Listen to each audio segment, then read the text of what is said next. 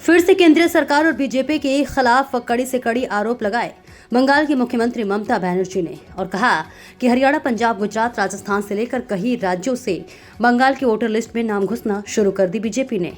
इसको लेकर एक कागज भी दिखाई ममता बनर्जी ने।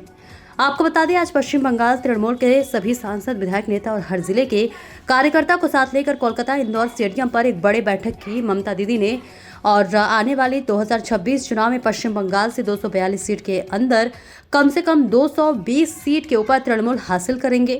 दीदी ने ठीक किया, कहा, आप भी सुनिए। বাংলার ভোটারের যেখানে নাম আছে সেখানে হরিয়ানা, পাঞ্জাব, রাজস্থান, বিহার সব নাম ঢুকিয়েছে, রেলে করে নিয়ে আসবে। ওদের তো ভোট নেই, আবার মুর্শিদাবাদের ভোট তুলেছে নর্থ 24 পরগনায়, কারণ মুর্শিদাবাদের ভোট আগে হয়ে যাবে, ওগুলোকে নিয়ে আসবে নর্থ 24 পরগনায়, সাউথ 24 পরগনায়। This is the plan. এবার দেখুন, মুর্শিদাবাদ বিশেষ করে খেয়াল করুন, আবু তাহের, খলিলুর, পাঠান, তোমরা সবাই আছো, অল এমএলএরা আছেন যারা ইলেকশনে লড়বেন।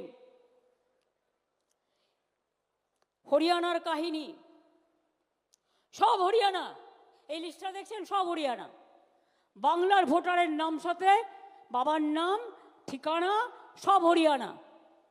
আর এপিক কার্ড নাম্বারটা শুরু হচ্ছে XYZ থেকে। অনলাইন বিজেপির ব্যবসা, ভোটে হারাতে হবে বাংলাকে, বাংলার সংস্কৃতি দখল করতে হবে। এখানে বাংলার সংস্কৃতি চলবে না, উল্টো সংস্কৃতি চলবে। বাংলায় প্রয়োজন হলে আর একটা জাগরণ হবে, সেই জাগরণ আপনাদের করতে হবে, আমরা এটা মানব না।